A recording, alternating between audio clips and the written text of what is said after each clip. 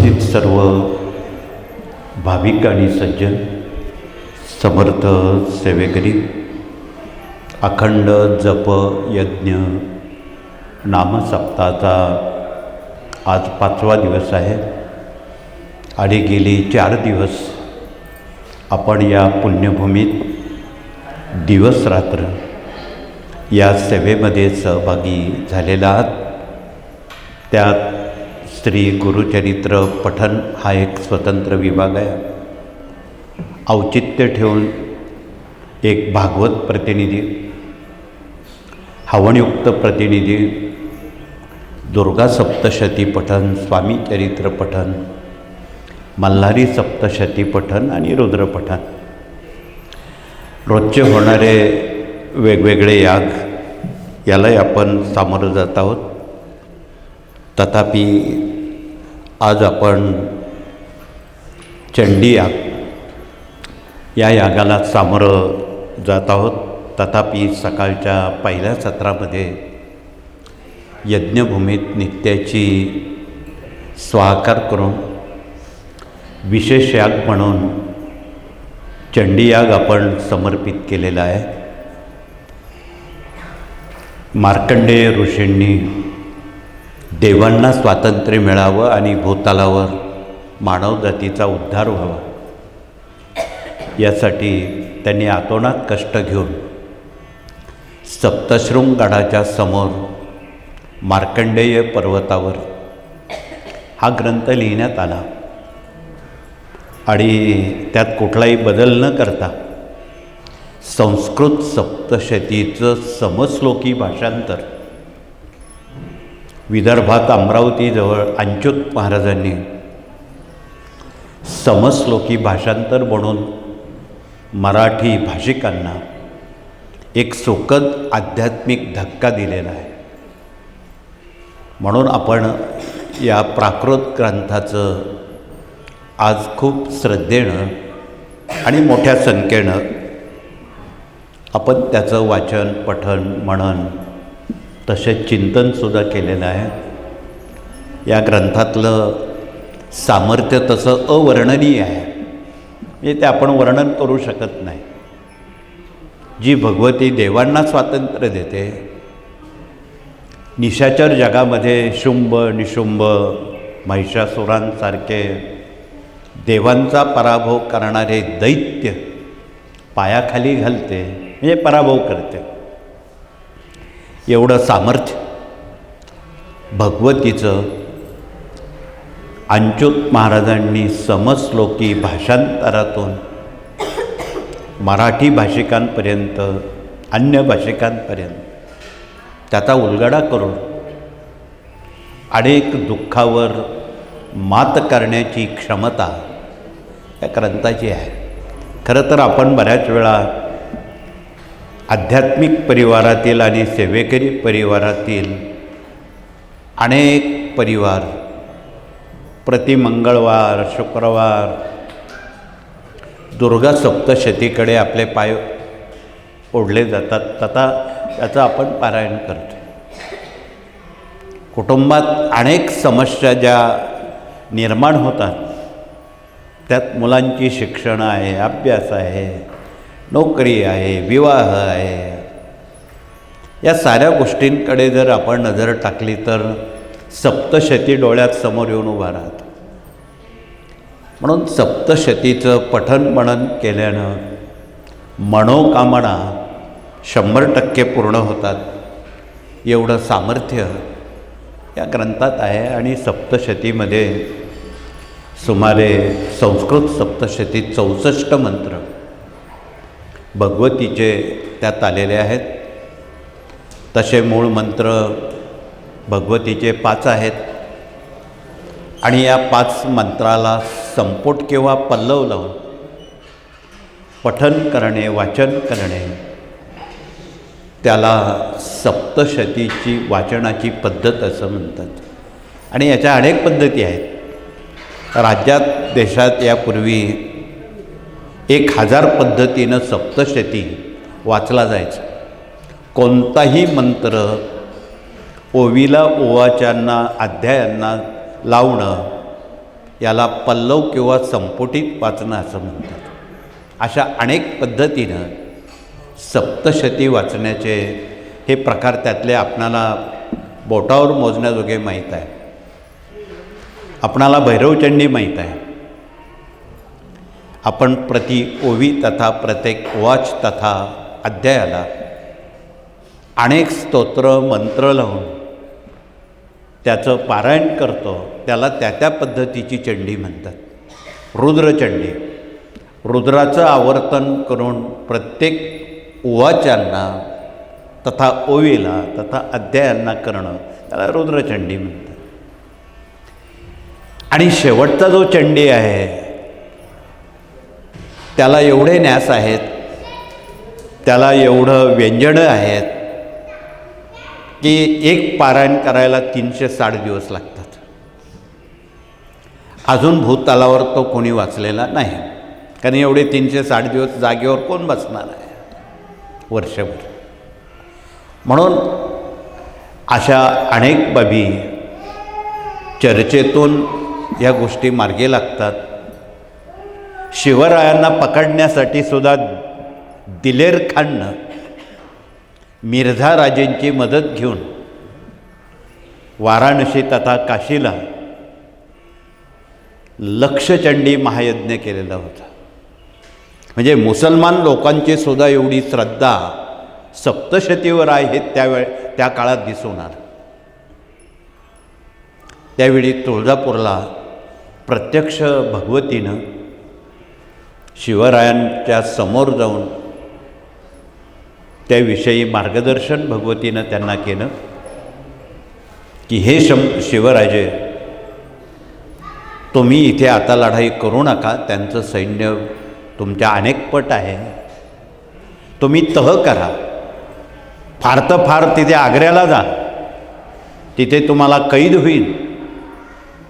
पण त्या कैदेतून तुम्हाला कसं सोडवायचं ते मी ठरवते.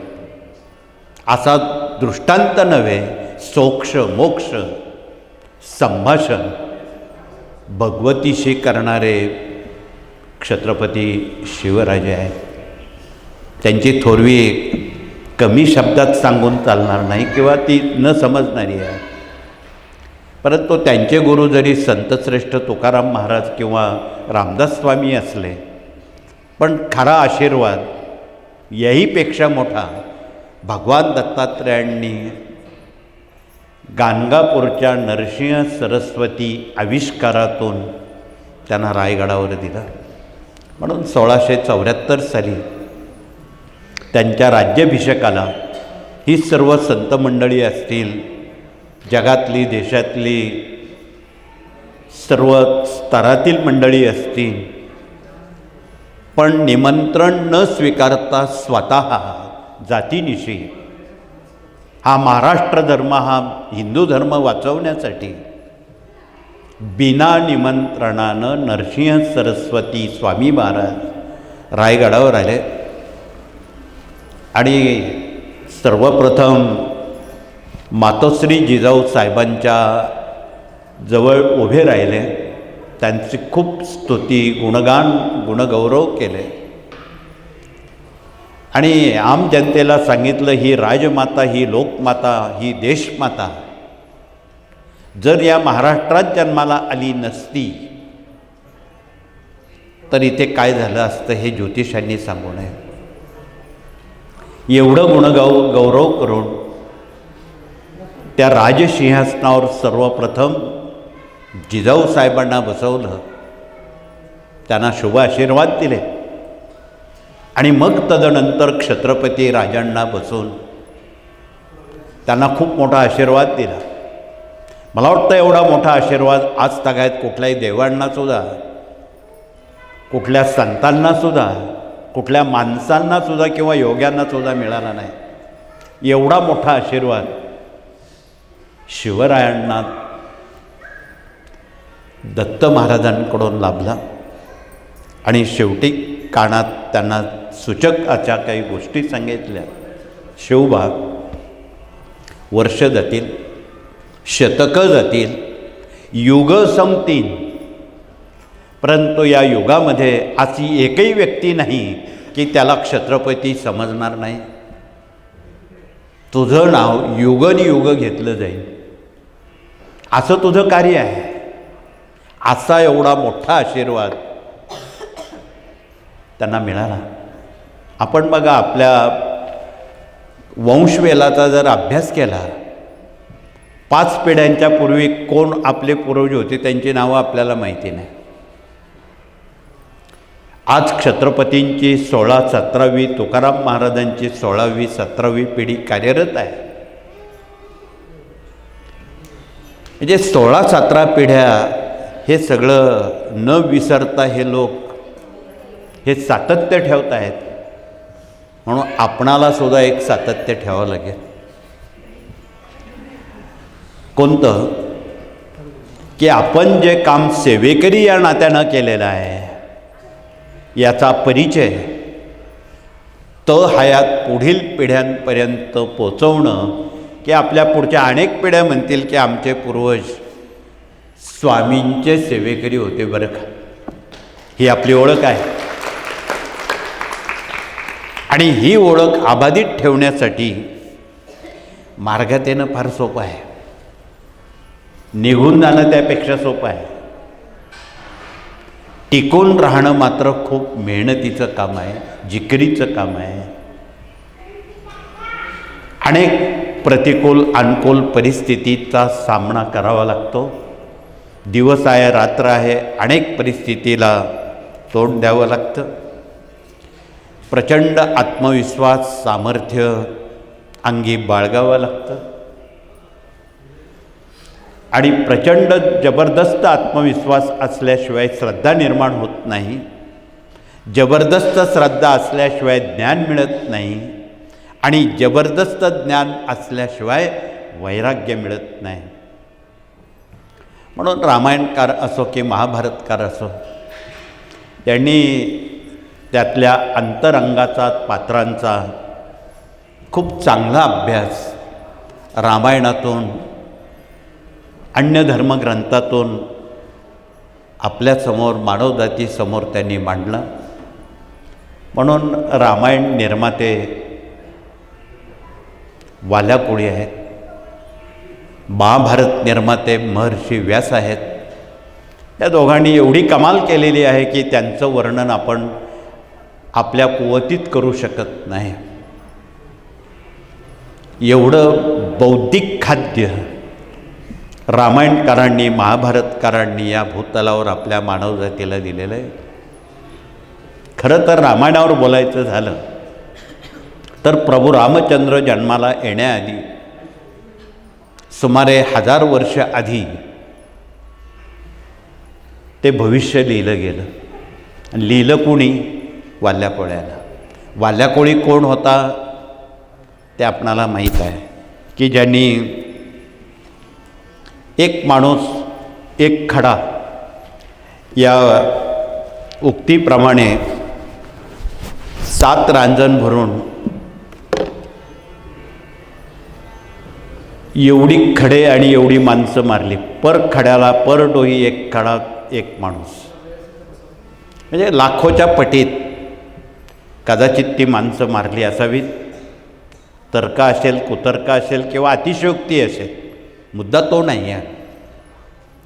परंतु क्रूर कर्म करणाऱ्या माणसाला माणूस बनवणं, नुसतंच माणूस नाही तर त्याला सत्संगात आणणं, सर्वप्रथम सत्संगात येणं हा महत्त्वाचा मुद्दा आहे. आणि त्या सत्संगातून नारद असतील, अगस्त्य असतील, अन्य ऋषी असतील, या ऋषींनी त्यासाठी खूप मेहनत केली. त्याला छंदर्षी बनवलं, त्याला ब्रह्मर्षी बनवलं, त्याला राजर्षी बनवलं आणि त्याला देवर्षी बनवलं. आत्ता मगाशी मुकुंदरावांनी सांगितलं की चांगला माणूस आणि वाईट माणूस याचं चांगुलपण, त्याचं वाईटपण ही सांभाळण्याची क्षमता ज्यांच्यात असते त्याला सत्संग असं म्हणतात. आणि या सत्संगातून अनेक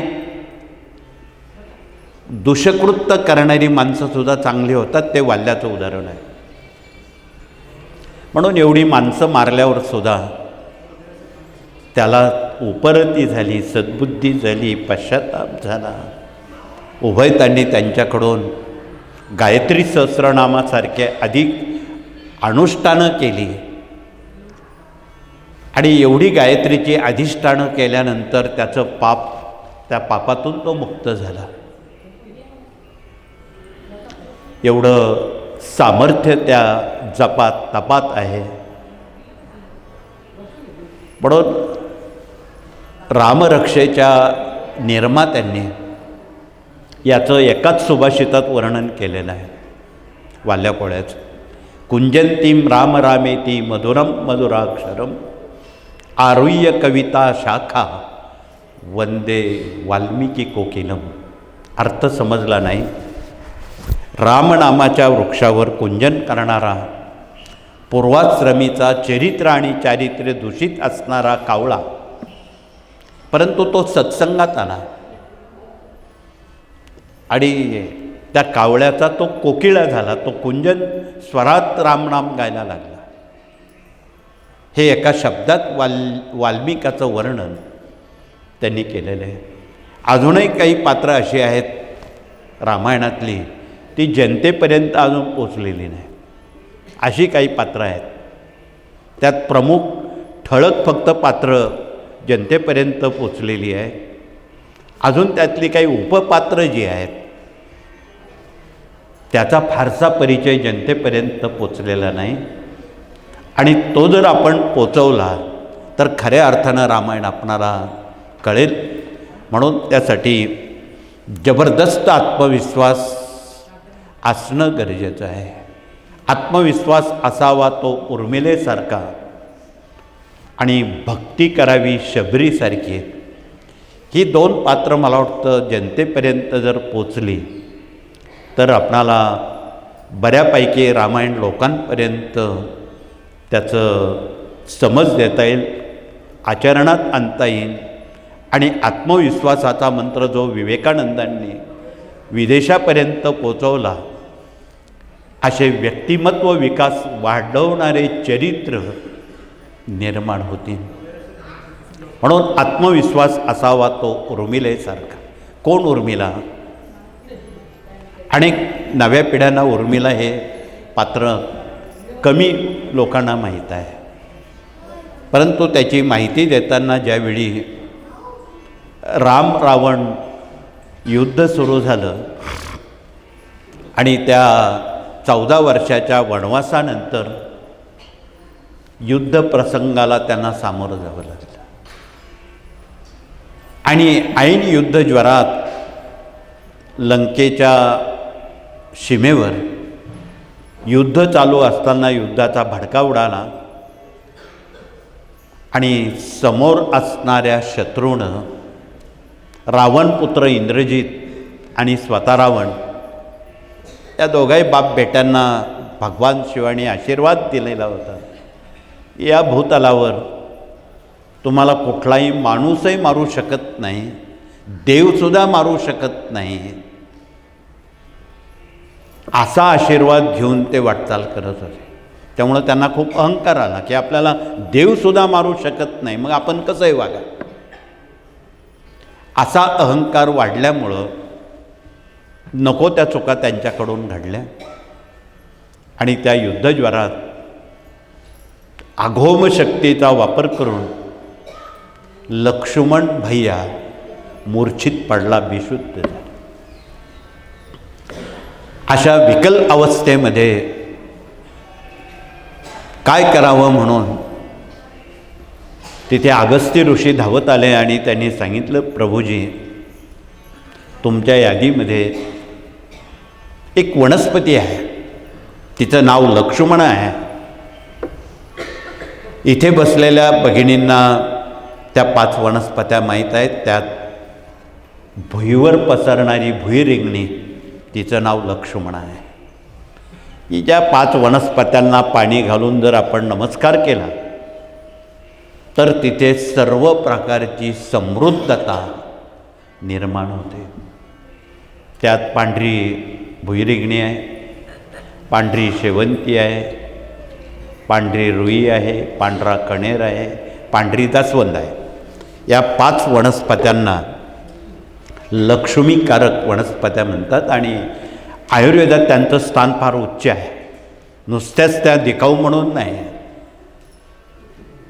भगिनींचे अनेक शारीरिक त्रास पांढरी जास्वंदीची फुलं शुद्ध तुपात तळल्यानं जे गायनॉलॉजिक लोकांना कळत नाही ते सारे आजार ते फुलं बरे करतात. तर यापेक्षा खूप तपशिलात सांगणं बरं. म्हणून तुम्ही त्या 5 वनस्पत्या लावून फक्त पाणी घाला, नमस्कार करा, एवढं फार झालं. 1 मिनिटाची ही पूजा आहे आणि त्याचं अनन्यसाधारण महत्त्व रामायणकारांनी रामायणात दिलेलं आहे. त्यातून मिळणारा आत्मविश्वास आहे, श्रद्धा आहे, निष्ठा आहे, भक्ती आहे. या सर्व प्रकारची ऊर्जा या वनस्पत्या आपणाला देत असतात या कृतीनं. म्हणून आपण अनुभव घेऊन बघा. ज्यांना कुष्ठरोग आहे त्यांनी कण्हेराचं मूळ देशी गाईच्या गोमूत्रात घासून त्या पांढऱ्या जागेवर लावलं. साधारण 40 दिवसात 100% कुष्ठ बरा होतो. पोटात औषध घ्यायचं काम नाही. हा बाह्य आजार आहे, त्वचेचा आजार आहे, त्याची त्वचा बरी होते. असे कितीतरी उपयोग या पांढऱ्या 5 वनस्पत्या लक्ष्मीकारक आहे असं म्हणतात. म्हणून रामायणांनी त्यावर खूप अभ्यास केलेला आहे. म्हणून अगस्तींनी सांगितलं की तुमच्या यादीमध्ये लक्ष्मणा नावाची वनस्पती आहे, ती जर इथे आणली आणि ती जर भैयाजवळ दिली तो ताबडतोब 1 मिनिटात उठून बसेल आणि त्याचा विजय होईल. जय विजय संपादन करण्याची ऊर्जा या 5 वनस्पत्यांमध्ये आहे. म्हणून आपण मुलांना परीक्षेला जाताना तुम्ही काय देता तुम्हाला माहीत. पांढऱ्या रुईची 2 फुलं देता, आपट्याची 2.5 पानं देता, त्यावर प्रज्ञाविवर्धन स्तोत्र म्हणता. कोर्टाच्या कामाला जाताना सुद्धा आमच्या इथे पानगावाने वकिलांसह त्यांचे प्रतिनिधी आलेले आहेत. ते सुद्धा महत्त्वाच्या कजात खटल्यात खिशामध्ये या वनस्पत्या बाळगतात. निकाल त्यांच्या वतीनं लागतो जेव्हा लागतो तेव्हा.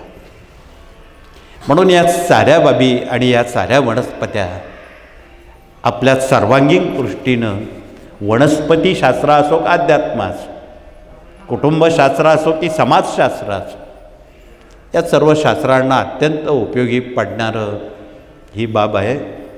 म्हणून अगस्तींनी मध्यस्थी केली आणि मग एवढ्या लांब कोण पाठवणार. ती वनस्पती त्यावेळी हिमालयात बद्रीनाथ केदारनाथ जवळ द्रोणागिरी पर्वत आहे अशा उंच सकल भागात ती 12 महिने तिचं वास्तव्य आहे. एरवी ती आपल्याकडं फार कमी दिवस टिकते. ती सतत तिची लागवड करावी लागते. ती 12 महिने टिकत नाही, 2-3 महिने टिकते, परत आपणाला तिची लागवड करावी लागते. तिथे मात्र ती 12 महिने राहते. त्या वातावरणाचा गुण असेल किंवा अन्य काही गुण असेल. म्हणून ती वनस्पती आणा, ताबडतोब तुम्हाला त्याची अनुभूती येईल. पण आणायची कोणी. म्हणून वायुपुत्र हनुमानजींवर ही जिम्मेदारी प्रभूजी देतात आणि त्यांनी मागचा पुढचा विचार न करता ही वनस्पती त्याला माहीत नव्हती ही लक्ष्मणा कशाला म्हणतात म्हणून त्यानं वायू वेगाचं उड्डाण करून द्रोणगिरी पर्वत गाठला. पोचता करता अस्तमान होत आला, सूर्यास्त होत आला आणि तिथे पोचल्यावर शोधू लागला कोणती लक्ष्मणा आहे, माहीत नव्हतं. म्हणून तिथे काही साधू राहत होते. ते धावत आले, हा कोण आला इथे, आपल्याला परवानगी न घेताना काय करतो म्हणून विचारपूस झाली. त्या साधूंना सांगितलं की बाबा राम रावण युद्ध सुरू झालेलं आहे अशी घटना घडलेली आहे. मला ताबडतोब तुम्ही संजीवनी लक्ष्मणा ही वनस्पती मला हवी आहे. हो म्हणे, इथे आहे, पण बाबा आता अस्तमान झालेलं आहे, आम्ही आता तिला हात लावू शकत नाही. दुरून त्या साधूने दाखवली ती लक्ष्मण आहे.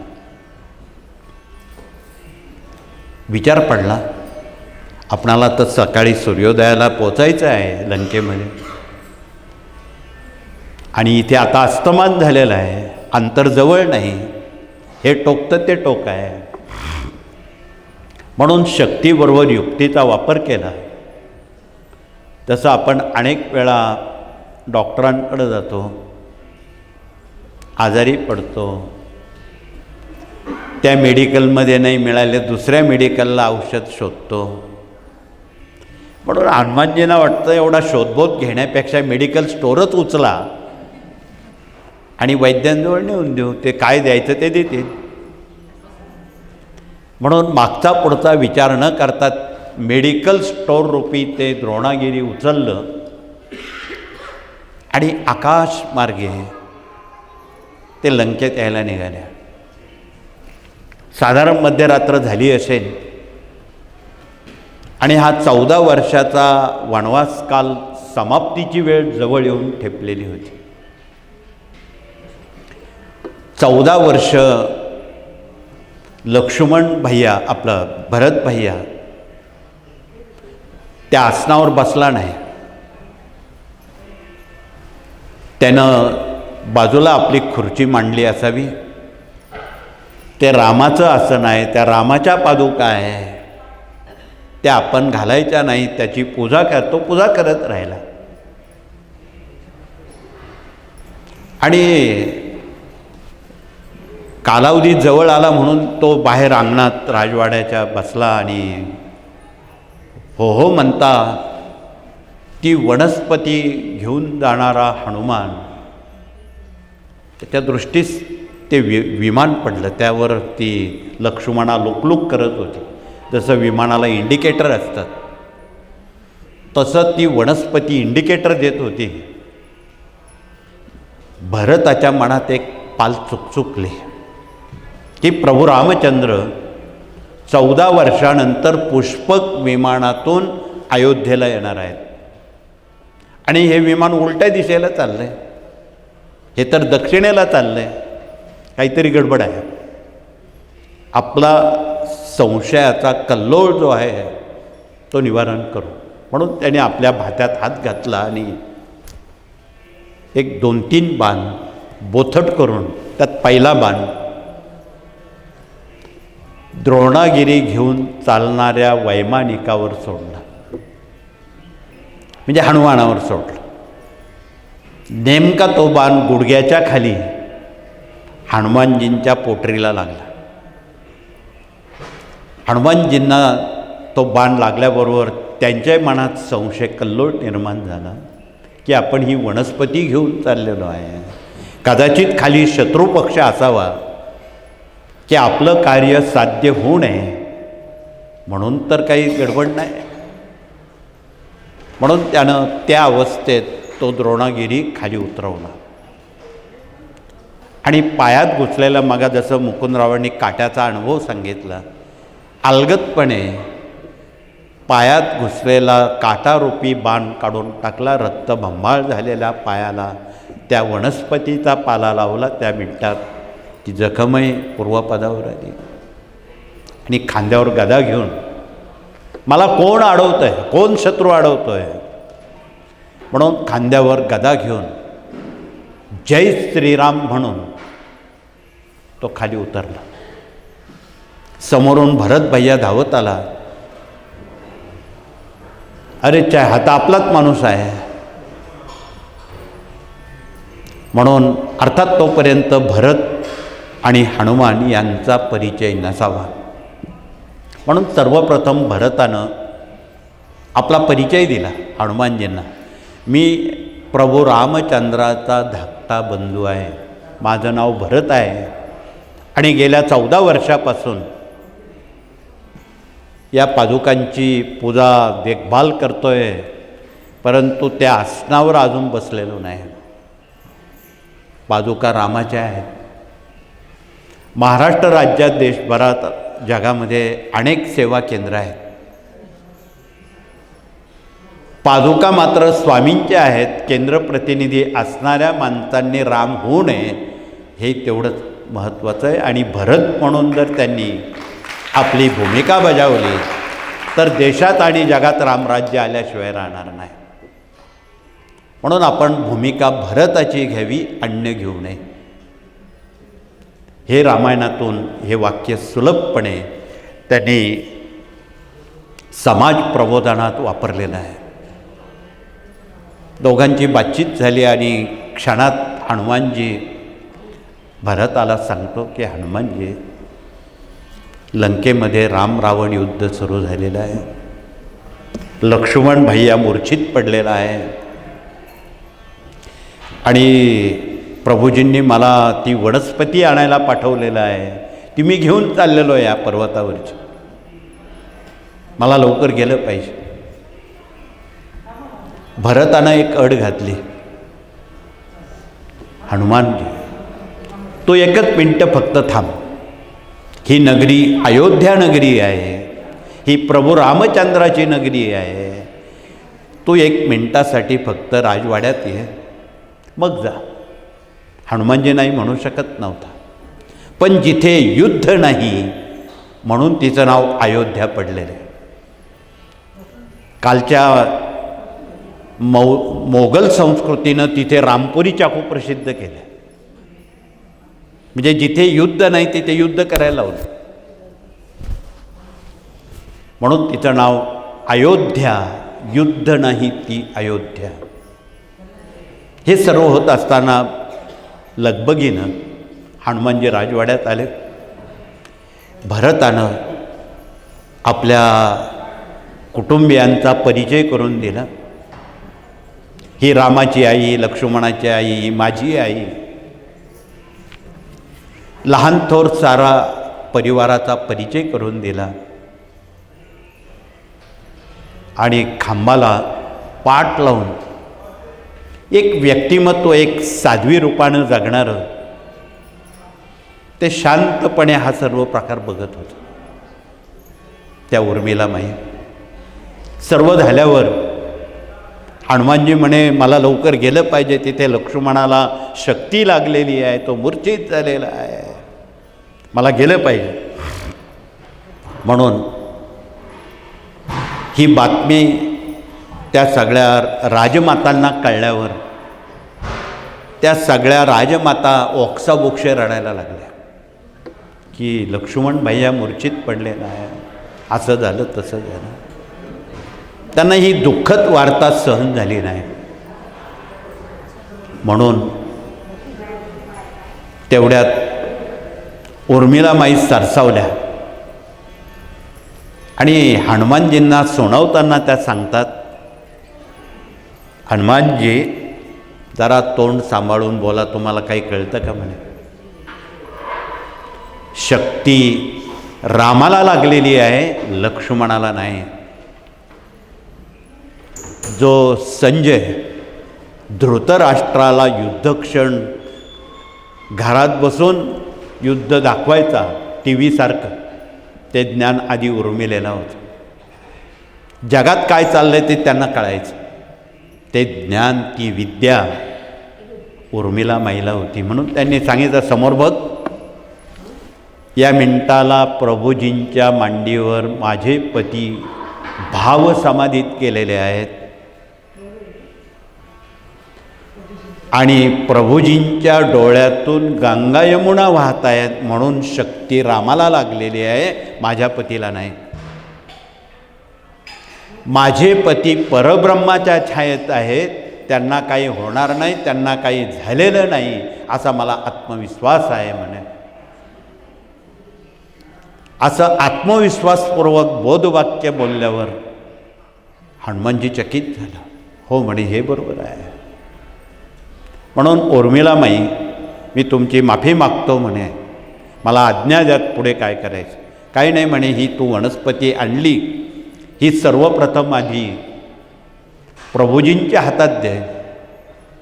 ज्यावेळी प्रभूजींच्या हातात ही वनस्पती पडेल त्या मिनिटाला त्यांच्या डोळ्यातल्या गंगा यमुना थांबतील आणि माझा पती उठून बसेल, नव्हे समोरच्या शत्रूचा तो त्याला ठार मारून त्याचा पराभव करेल.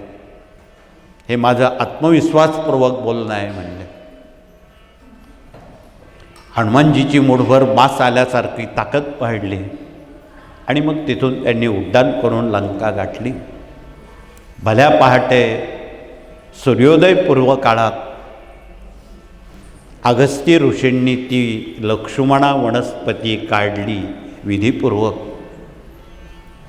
त्यातले त्यात रविपुष्य जर असेल तर त्या मुहूर्तावर काढणं खूपच छान. रविवारचा दिवस आणि पुष्य नक्षत्र आणि नेमका तोच दिवस होता. ही मात्रा लागू झाली. प्रभूजींच्या हातात वनस्पती पडताच काही क्षणामध्ये भैया लक्ष्मण शुद्धीवर आला, नव्हे युद्धाला तयार झाला. आणि तेवढ्याच वेळेत सामनेवाला शत्रू रावणपुत्र इंद्रजित 60,000 सैन्य घेऊन युद्धाला उभा होता. युद्धाला निमंत्रण दिलं गेलं आणि घनघोर युद्ध सुरू झालं. पण हे युद्ध चालू असताना रावण पिता पुत्र एक गोष्ट विसरले. शंकरानं त्यांना एक उशाप दिलेला होता की तुम्हाला मारणारा असेल, पण तो असा असेल, विवाहानंतर जो 14 वर्ष ब्रह्मचारी राहील त्याच्या हातून तुम्हाला मरण येईल. हे प्रभूजींना माहीत होतं. म्हणून ज्या दिवशी लक्ष्मण आणि उर्मिला विवाह होतो त्याच दिवशी उर्मिलेला अयोध्येला ठेवलं आणि त्या मिनिटाला प्रभूजी लक्ष्मणाला बरोबर घेऊन 14 वर्ष सावलीसारखं त्याला सांभाळलं. हे प्रभूजींना ठाऊक होतं. हा जर बरोबर असला तरच पुढच्या घटना घडते. आणि ती भक्ती, ती कृती प्रभूजींना कामात आली. आणि कुठलाही वेळ वाया न घालवता लक्ष्मणानं अघोम शक्तीचा वापर करून इंद्रजितावर चालून गेला आणि काही क्षणामध्ये इंद्रजित जमिनीवर लोळवला, त्याला ठार करण्यात आलं. देवांनी पुष्पवृष्टी केली आणि मग प्रभू रामचंद्रांनी रावणाच्या डाव्या बाजूला छातीत अमृतकोपी जो तो घेऊन बसलेला होता त्यावर नेमका बाण मारून रावणाला ठार करण्यात त्यांना विजय मिळाला, यशस्वी झाले. मला आपणाला रामायण सांगायचं नाही, परंतु आत्मविश्वास असावा उर्मिलेसारखा. तिनं आधी असं मारुती रायाला सांगितलं, माझा पती प्रभू रामचंद्राच्या म्हणजे परब्रह्माच्या छायेत आहे, त्यांना काही झालेलं नाही, शक्ती रामाला लागलेली आहे. हे वाक्य कामात आलं. म्हणून आत्मविश्वास असावा उर्मिलेसारखा, भक्ती करावी शबरीसारखी.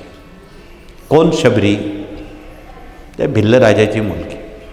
अजूनही तुम्ही कधी पंपा सरोवराजवळ गेलात, तिथे तुम्ही रामायणाच्याच काळात आहात असं तुम्हाला जाणवेल.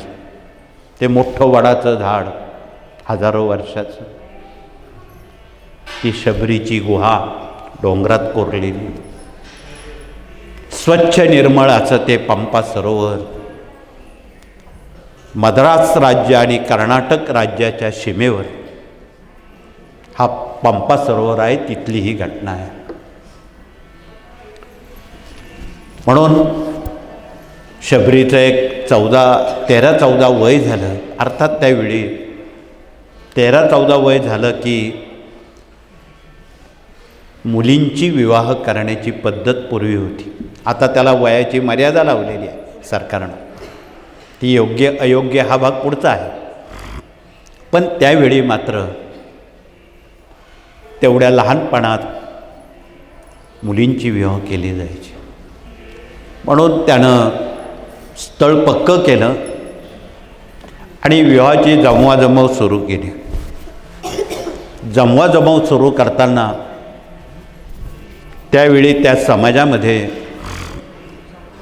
मांसाहार देण्याची पद्धत होती. म्हणून त्यानं 12 बोकड बाजारातून खरेदी करून त्याची दावण घराजवळ बांधली, झोपडीजवळ बांधली. दुसऱ्या दिवशी शबरीनं वडिलांना विचारलं, हे प्राणी तुम्ही कशासाठी आणले? त्यांनी समजून सांगितलं की आपल्या समाजामध्ये लग्न कार्यात असं केलं जातं. ठीक आहे म्हणे, तुम्ही करत बसा म्हणे. रात्रीची बांगडी सामसूम झाली, शबरी निघाली. बांगडी सामसूम होणं याला आता खूप अडचणी आहेत, व्यत्यय आहेत. कारण नवी पिढी कंकण घालत नाही. पण पूर्वी आणि आपल्या सेवेकरी प्रणालीत घालतात तो भाग वेगळा. त्यांना माहीत आहे ही कथा म्हणून त्या घालतात. ज्यांना माहीत नाही त्यांना माहिती करायचं काम आहे. बांगडी सामसूम होणं याचा अर्थ आपण समजून घेऊ. पूर्वी एकत्र कुटुंबामध्ये नाही दिवसा तर संध्याकाळच्या वेळी सगळं कुटुंब एकत्र यायचं.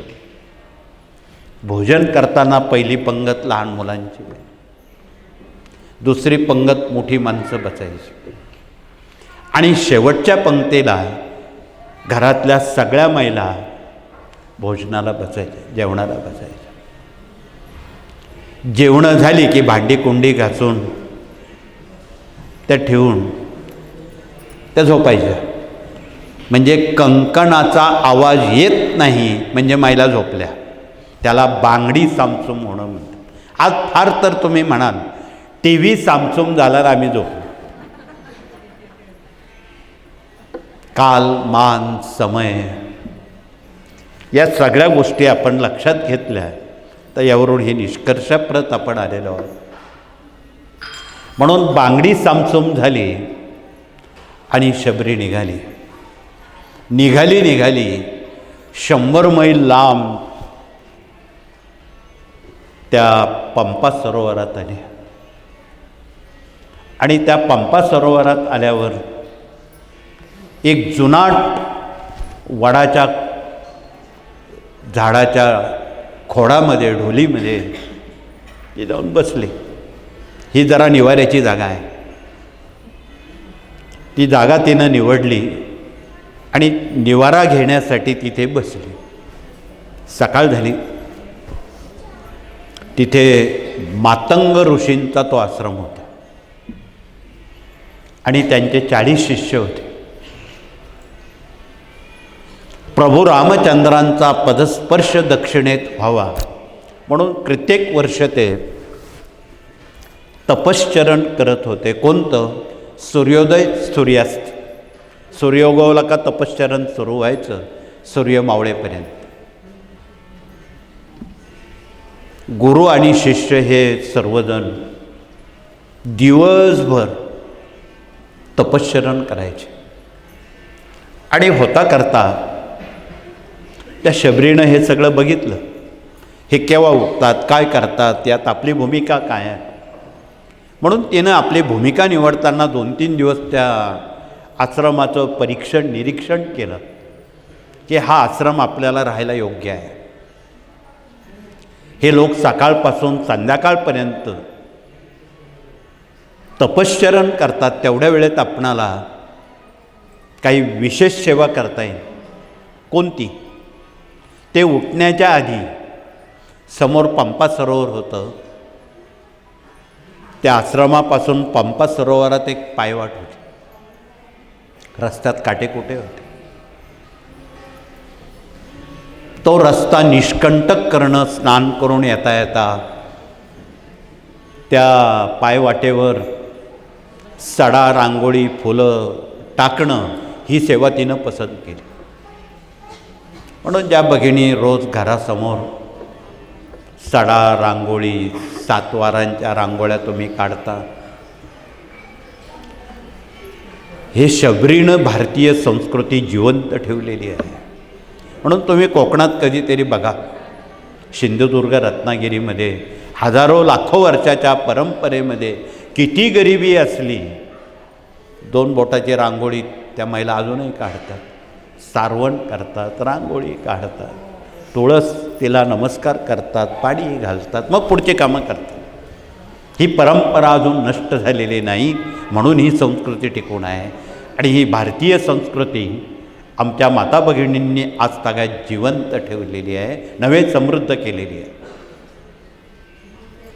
हे सगळं बघितल्यावर तिच्या मनात विचार आला की आपण ही पायवाट गुरुजी शिष्य उठण्याच्या आधी निष्कंटक करू, साडा रांगोळी टाकून मग आपण त्या वडाच्या झाडाच्या ढोलीत बसून तपश्चरण करू.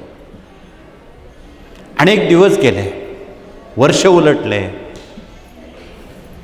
ती शबरी तरुण होती, तरुणाची प्रौढा झाली, प्रौढाची म्हातारी झाली, म्हातारीची अस्थिपंजर झाली, हाडं फक्त शिल्लक राहिली देहामध्ये. एका कर्मयोगाची भूमिका घेऊन तो हाडांचा सापळा रोज ते काम करायचं, दिवस रात्र बघत नव्हता. एक दिवस तिला थंडी तापासारखा आजार आला, पण उठायला उशीर झाला.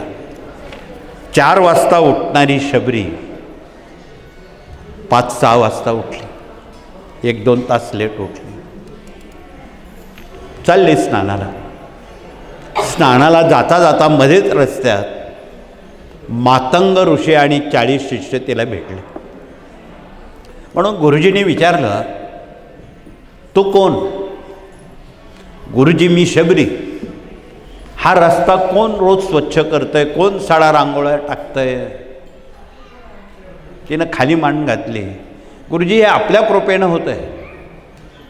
मी हा शब्द तिनं वापरला नाही. मी या शब्दामध्ये खूप मोठा अहंकार आहे, तो मानव जातीला वापरण्याचा मुळीच अधिकार नाही, तो फक्त स्वामींना वापरण्याचा अधिकार आहे. कारण ते मिनटाला श्वासागणिक सांगतात, भिवू नकोस, मी तुझ्या पाठीशी आहे. मी या शब्दात खूप मोठी ऊर्जा आहे. आणि त्या ऊर्जेमध्ये ती ऊर्जा सामावण्याचं सामान्यपण सामान्य माणसात नाही, त्याला असामान्य माणसाला. म्हणून उभयतांचा संवाद झाला आणि त्या संवादामध्ये त्या गुरुजींच्या डोळ्यातून गंगा यमुना व्हायला लागली. संभाषण चालू असताना ते 40 शिष्य धावत आले. ही म्हातारी काहीतरी गुरुजींना बोलली म्हणे. म्हणून जरा दम देऊन ते 40 शिष्य तिला दराडावू लागले. ए म्हातारे म्हणे, तो आमच्या गुरुजींना काही बोलली म्हणून ते डोळ्यातून त्यांच्या गंगा यमुना येतात म्हणे. त्या गुरुजींनी त्यांना हात केला नाही म्हणे, तसं नाही, तुम्ही थांबा म्हणे, तुम्ही आधी जाऊन स्नान करून या. ते 40 शिष्य स्नानाला पंपा सरोवरावर गेले तर बघतात तळं स्नानास अयोग्य त्याची दुर्गंधी सुटली, रक्तासारखं लाल तीर्थ झालं.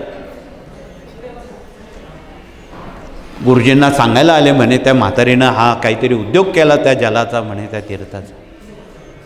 असं करा म्हणे, त्या म्हातारीचे पाय धुवा आणि ते तीर्थ त्या जलात नेऊन टाका म्हणे. 40 शिष्यांनी त्या शबरीचे पाय धुतले आणि ते तीर्थ त्या जलात नेऊन टाकल्याबरोबर काचेसारखं चकचक चमकणारं ते दूषित झालेलं तीर्थ अमृतासारखं झालं. मग मात्र 40 शिष्य घाबरले. ही शबरी नाही म्हणले, हे कोणीतरी असामान्य देवता आहे. आणि मग उभयतांचा परत संवाद झाला.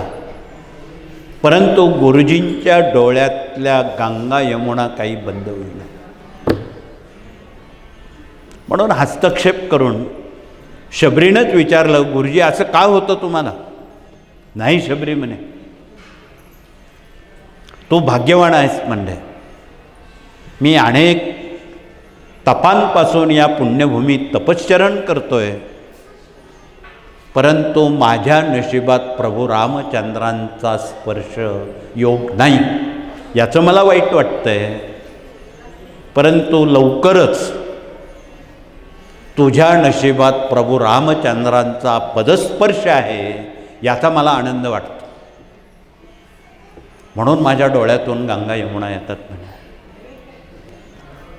त्या शबरीला बरंही वाटलं आणि वाईटही वाटलं. वाईट असं वाटलं की आपण एवढे वर्ष इथं राहिलो, गुरुजी आपणाला सोडून चाललेत, त्याचं तिला वाईट वाटलं. परंतु इथे प्रभू रामचंद्रांचा पदस्पर्श होणार हा मला आत्मविश्वास आहे. त्याबद्दल तिला मनातून तेवढा आनंदही झाला. दुसऱ्या दिवशी गुरुजींचं महानिर्वाण झालं आणि त्यांनी नियोजन केल्याप्रमाणे त्यांचे 40 शिष्य 40 ठिकाणी पाठवले आणि त्या आश्रम सांभाळण्याची जिम्मेदारी एकट्या शबरीवर दिली. शबरी, तुला हा आश्रम सांभाळावा लागेल.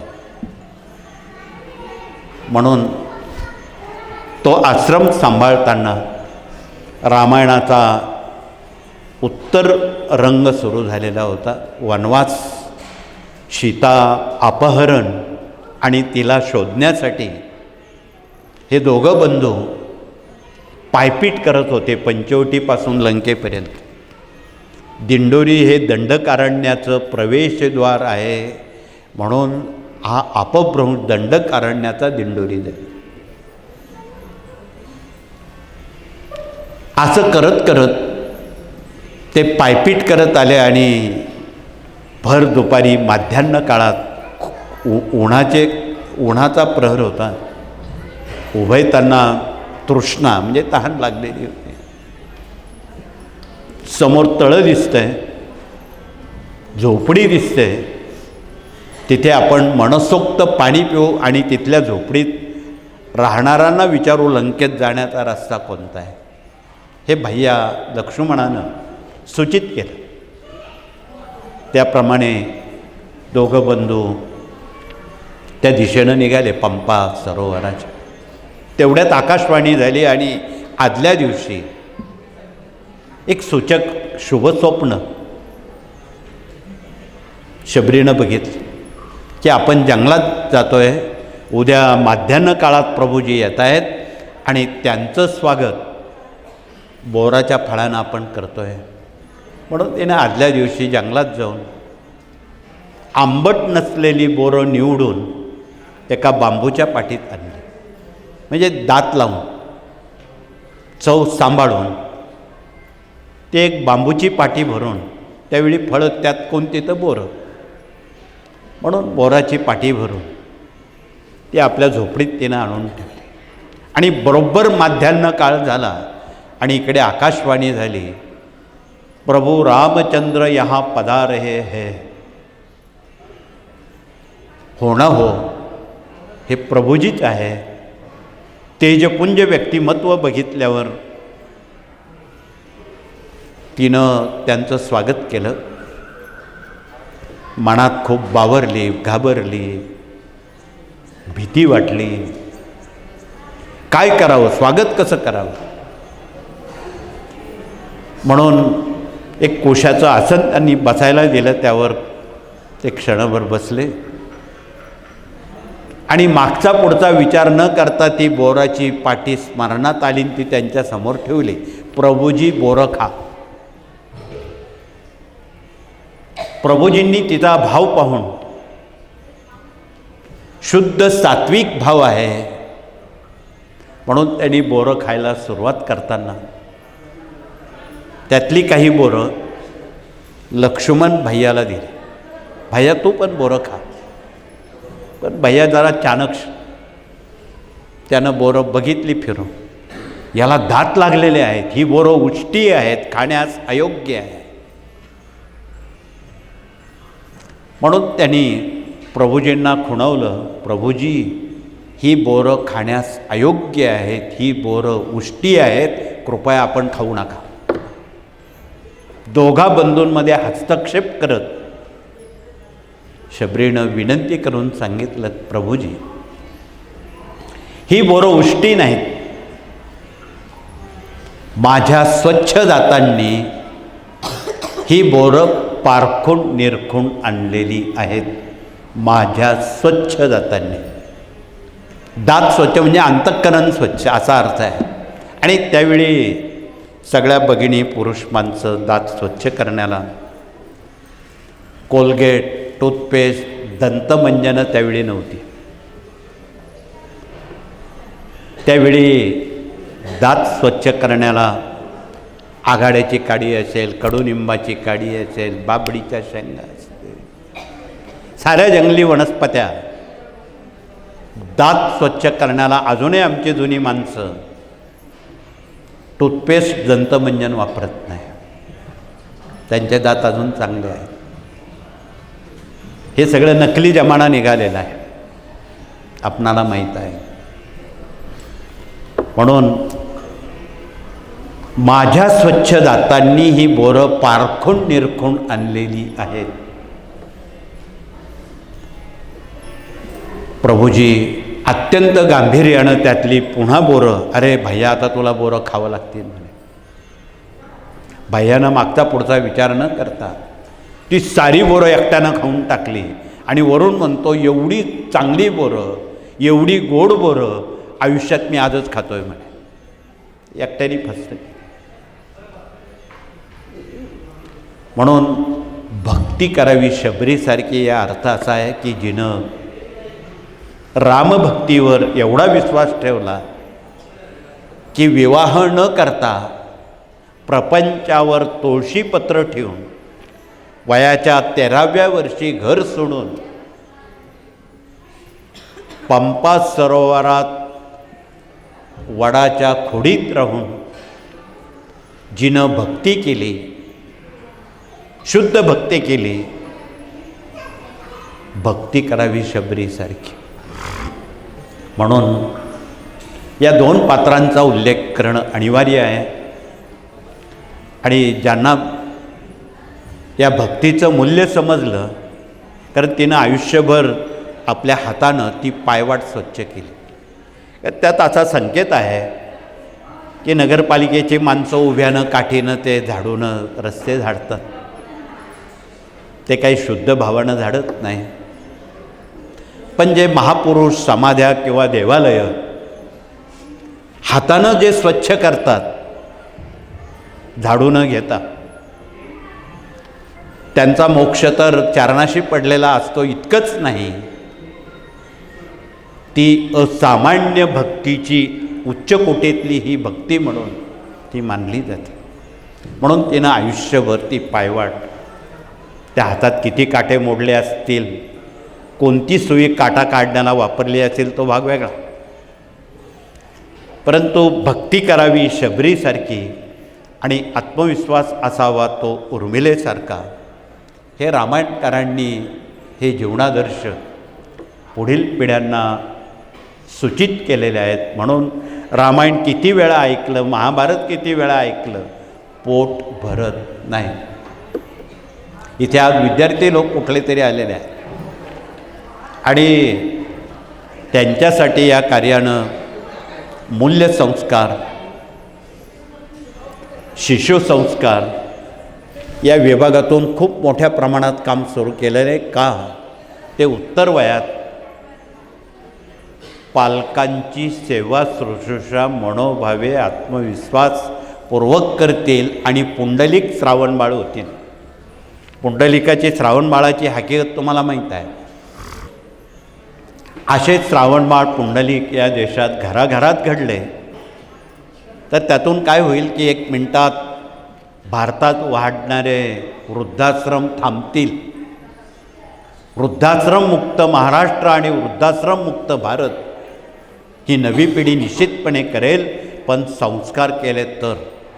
म्हणून संस्कार केले तर संस्कृती टिकेन, संस्कृती टिकली तर धर्म टिकेन आणि धर्म टिकला तर देश टिकताना मनुष्य जन्माला येताना आईच्या उदरात जन्म घेतो, त्याला 5 मार्गदर्शक गुरु लागतात, तेव्हा त्याचा मानव होतो.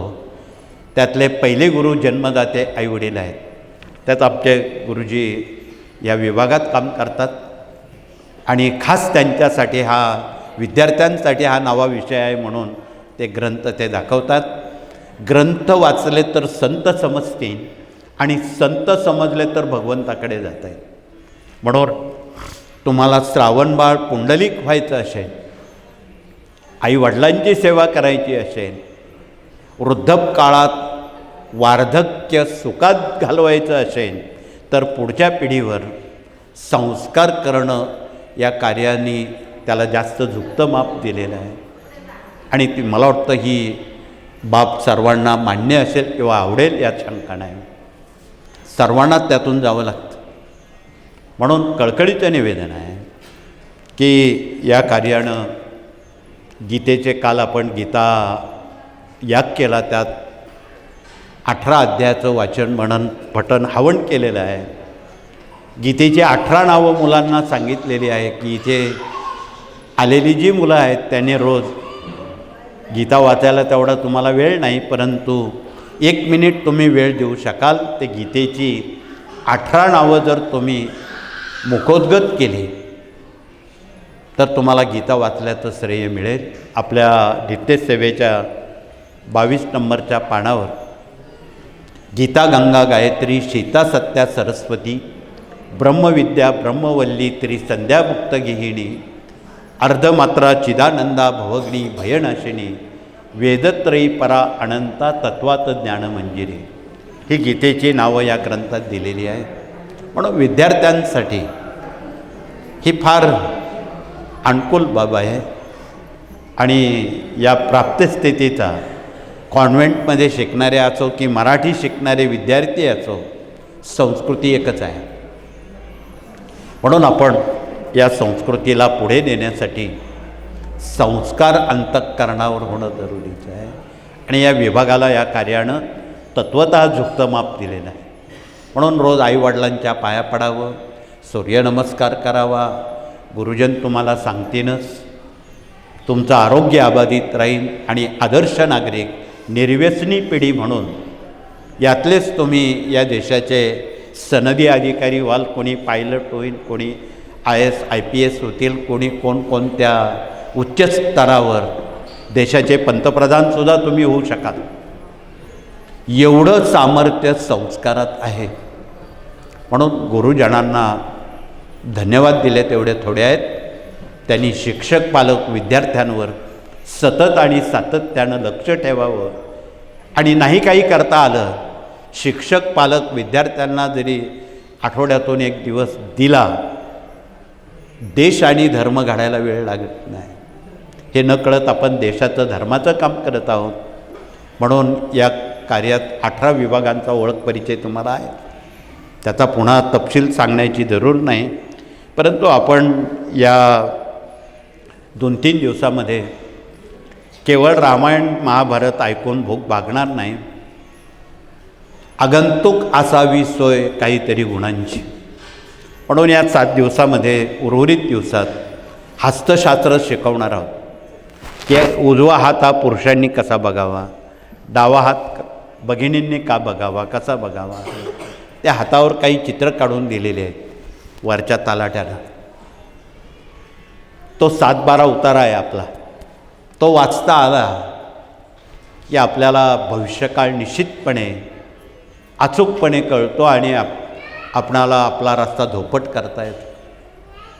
म्हणून उजवा हात हा पुरुषांसाठी आहे. त्यात अंगठा जो आहे तो शुक्राचा बोट आहे. नंबर 2चा गुरुचा बोट आहे. नंबर 3 शनीचा बोट आहे. नंबर 4 रवीचा बोट आहे. नंबर 5 बुधाचा करंगळी आहे. आणि तळवा जो आहे तो मंगळाचा आहे. मनगटाजवळचा भाग चंद्राचा आहे. असे हे आकाशातले नवग्रह हातावर वास्तव्य करतात. पण बऱ्याच मुलांना उत्सुकता आहे की आपण करिअर, भविष्यकाळ कसा घडवावा. त्याचं औपचारिक सांगताना करंगळीचा जो बोट बुधाचा आहे त्याच्या बुडापासून सरळ बुधरेषा असेल. शिक्षण अशा पद्धतीत करावं की ज्या बुधाच्या बोटावर सरळ बुधरेषा असेल. अशा विद्यार्थ्यांनी BCom, CA, LLB, LLM, magistrate, वकील, इथे आमचे वकील साहेब आलेले आहेत, त्यांच्या करंगळीच्या बुढापासून बुधरेषा पुढे आहे असे विद्यार्थी अभ्यास केल्यास वकिली किंवा न्यायाधीश किंवा CA किंवा बौद्धिक क्षेत्रात यश संपादन करतात, पण अभ्यास केला तर, बिना अभ्यासानं नाही. इंजिनियर कसे ओळखायचे तर मंगळ हा ग्रहांचा इंजिनियर आहे. हाताच्या तळव्यावर कोठेही फुली आली ते लोक आवड निर्माण होते इंजिनिअरिंग विभागाची, म्हणून ते इंजिनियर. इथे जे इंजिनियर आहेत त्यांनी आपला हात बघावा की हातावर बेरजेची किंवा गुणाकाराची रेषा असेल, असे लोक ख्यातम चांगल्या दर्जाचे इंजिनियर होतील अभ्यास केला तर. अभ्यास केला तर. बिना अभ्यासानं देरे हरी पलंगावर तो कधीच देणार नाही. डॉक्टर कसे ओळखावेत? हा जो 4 नंबरचा रवीचा बोट आहे याच्या बुडापासून सरळ रवी रेषा असेल, अशा विद्यार्थ्यांनी जर मेडिकल सायन्स याचा अभ्यास केला तर ते नामांकित वैद्य होतात, डॉक्टर होतात. हा त्यातला संकेत आहेत नवग्रहांचे. म्हणून असे अनेक संकेत हातावर दिलेले आहेत, ते वाचता आले तर आपल्याला आपली धोपटवाट सुलभ करता येते. हा त्यामागचा अर्थ आहे. त्यात कन्फ्युजन हा मुद्दा राहत नाही, अनिश्चितता ही राहत नाही, हे म्हणून सांगण्याचं प्रयोजन आहे. अशा अनेक हस्तरेषेवर असणाऱ्या बाबी अंगसामुद्रिकात सुद्धा दिलेल्या आहेत. काही कपाळावर काही गोष्टी लिहिलेल्या आहेत वरच्या तलाठ्यात. जे काही कलेक्टर किंवा IAS दर्जाचे अधिकारी आहेत ते तुम्ही कसे ओळखणार? जे बिना वशिल्याने कलेक्टर झालेत ते हसताना बोलताना त्यांची पहिली अटी सरळ पूर्ण पडते. तो विद्यार्थी IAS दर्जाचा अधिकारी होतो. हसताना बोलताना आठ्या पडतात बघा. आठ्या पडताना 2 प्रकार आहेत. काहींच्या 3 आठ्या, काहींच्या 4 आठ्या, अशा बोलताना हसताना पडतात. पण आठ्या पडण्याचे 2 प्रकार आमच्या भगिनींना माहीत आहे. न जाणो चुकून एखादी अप्रिय व्यक्ती घरात आली तर कब्बशा भांडे वाजणं, कपाळावर आठ्या पडणं, त्या आठ्या पडणं वेगळं. पण तुम्ही मन मोकळेपणानं हसता बोलता त्यावेळी कपाळावर ज्या आठ्या पडतात त्यातली पहिली अटी पूर्ण पडते. ती आपल्याला काहीतरी सांगून जाते की ही उच्च शिक्षण घेणारी आठी आहे. नंबर 2ची आठी पूर्ण पडत असेल तर अशी व्यक्ती वैद्यकीय क्षेत्रात डॉक्टर, सायन्स, विज्ञान यात यशस्वी होते. नंबर 3ची आठी पूर्ण पडत असेल अशा व्यक्ती उच्च पोलीस अधिकारी, military, major, colonel, lieutenant, pilot या क्षेत्रात ती यशस्वी होते. आणि ज्याच्या हस्तांना सगळ्या रेषा तुटलेल्या असतील अशा व्यक्ती सर्वोच्चतम पदाला जातात. पाणी 13 रंग कैसा जिसमें मिलाए वैसा, म्हाताऱ्यात म्हाताऱ्यासारखे, तरुणात तरुणासारखे. हे कपाळावरचं भवितव्य आहे. त्याच कपाळावर जिथे आपण गंध, भगिनी कुंकू लावतात त्या ठिकाणी काळा ठिपका, तीळ, मस असेल अशा व्यक्तीला पहिला नमस्कार करा. बाबा तो मोठ्या बापाचा. वाद घालण्यामध्ये हे लोक नंबर 1ला असतात. ते कधी कुणाचं ऐकत नाही. मी म्हणतो तेच कर, मेरी सुनो. म्हणजे मेरी सुनो माणसं तपासायचे असते ते कपाळावरून पकडतायत. कपाळावर बरंच अजून काय काय लिहिलेलं आहे. वेळेअभावी ते मला तेवढं सांगणं थोडंसं अवघड आहे, कारण मनाजीराव आपल्याजवळ फार वेळ थांबत नाही आहे, आम्हाला माहीत आहे. म्हणून कपाळावर असणारा तीळ आहे, मस आहे, चिन्हांकित स्थिती आहे. कानावरून परीक्षा आहे, ही सुद्धा तेवढीच महत्त्वाची आहे. काही लोकांचे कान खूप मोठे मोठे असतात, आपल्या भुवयांच्या वरती निघालेले असतात. अशी माणसं एका प्राण्याच्या बुद्धीप्रमाणे चालतात की ज्याच्या पाठीवर रेती विटा वाहिली जातात. तो प्राणी तुम्हाला माहीत आहे. आता ते कमी झालं. त्या माणसाच्या बुद्धीप्रमाणे तो जीवनात वाटचाल करतो. ज्यांचे कान मध्यम आहे ते चातुर्य बुद्धी कौशल्यात यशस्वी ठरतात. ज्यांचे खूप बारके कान आहे ते प्रचंड कवडी चुंबक काटकसरी चिकू असतात. रुपया खर्च करताना 10 वेळा विचार करतात. पण अशी माणसं वित्त विभागात जर नेमले तर जगातला भ्रष्टाचार रोखू शकतात. म्हणजे आजच्या वित्त विभागाला बारीक कानाचे माणसांची जरुरी आहे. म्हणून तुम्ही शोधा, बारीक कानाची माणसं असेल तर त्यावर विश्वास ठेवा. ही माणसं कवडी चुंबक आहेत, काटकसरी आहेत असं म्हणायला अतिशयोक्ती नाही. म्हणून ह्या हस्तसामुद्रिक शास्त्राचा वापर आपण समाजशास्त्रात, अर्थशास्त्रात, अन्यशास्त्रात निश्चितपणे आपण करू शकाल यात दुमत नाही. म्हणून अशी ही आपण हळूहळू स्वरशास्त्र, हस्तशास्त्र, ज्योतिषशास्त्र, संख्याशास्त्र, काही उद्याला काही आपण परवाला, ही शास्त्र आपल्यापर्यंत पोचली जावी आणि याचा योग्य वापर आपणाला करण्याला संधी मिळेल. मी अधिक वेळ आपला घेणार नाही. आपण सकाळपासून बहुविध विभागात पारायण करून इथे बसलात आणि स्वाभाविक मानाजीराव आपल्याला पुढची कामं सांगत असतात.